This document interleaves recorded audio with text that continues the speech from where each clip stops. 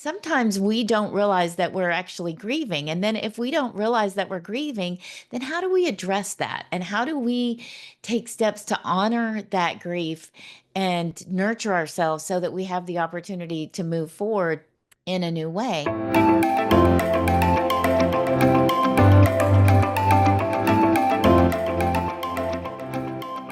I'd like to invite you to think about grief maybe a little differently than you have in the past, because everyone has experienced grief in one way or another, and everyone will continue to experience grief in one way or another.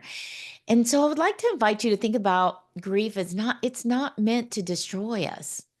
Like, it's about loving someone enough that you miss them when you're gone. They're gone for sure, but it's not meant to destroy us.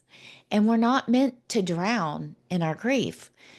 And that is why there's a whole network of people that love you, but we get bogged down sometimes. For whatever reason, we're now taught in our society often to not accept help, that there's something wrong with us if we accept help. To say, I mean, I've actually given a speech at a annual memorial service, and every person in the room raised their hand when I ask, how many of you have said, no, I'm fine. No, I'm good, when people offer to help you? Every single person in the room. And yet, how we take in when we allow people to help us, first of all, it's a complete gift to the people who are offering. They dearly want to help you and show support for you. And it's really interesting because sometimes the people that show up and really understand you aren't the people you expected. Sometimes they're actually strangers who maybe have walked a similar path and know that other people reaching out to help them saved their life and they want to pay it forward. And so help and love and care and nurturing can come from all kinds of sources, both expected and unexpected. And the point is, when we learn to open ourselves up to that and to warmly and gently say, yes, please. Yes, please. I would like that help. That would be wonderful. You are also welcome to say, I would love that help and I have no idea what to ask for. Because sometimes you don't, but sometimes you do. So sometimes you're going to get 60 casseroles that you can't even fit in the freezer if you don't specify.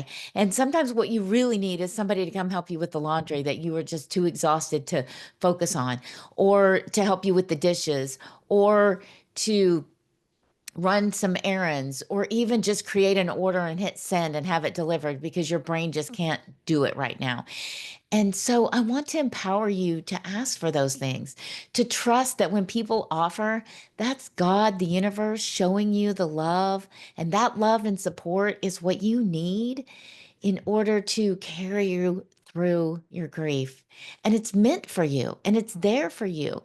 And every single kind word from any person, whether it be a stranger or somebody you know, is meant to nurture you. And whatever is right for you is perfect. There's no right or wrong. You're not wrong if you can't go back to work, and you're not wrong if you do go back to work.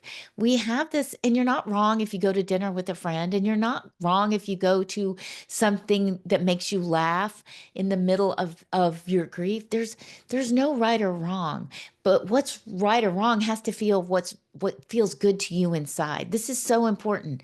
Know what feels good to you, and don't worry about what anybody else says, because people are going to judge you no matter what. For that is the way our society is. I hope you know clearly that living from the inside out is about letting go of judgment for anybody's actions or choices as much as you can.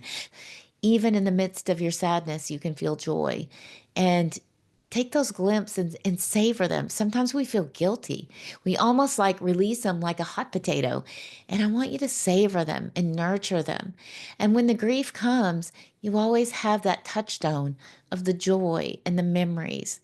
And hopefully you reach a place where you can really appreciate the time that you had with that person, that human being that you are missing, no matter how short it was, that you know there was a gift in having them, and you can savor that gift even as you have your moments of grief, and you allow people to carry you when you can't walk. And then you walk, and then you hold hands, and then you hold somebody up, and you support somebody where you can, and then you let them support you. That is when life becomes so much more extraordinary, even in the hard times. And the love that you feel and that you generate and that you allow in and then pour out and then allow in and receive and pour out becomes such a beautiful, beautiful gift. And life, you can see the beauty in it. And that allows you to continue to live and find space for joy alongside your grief and compassion alongside and all of the things that make life really, truly worth living.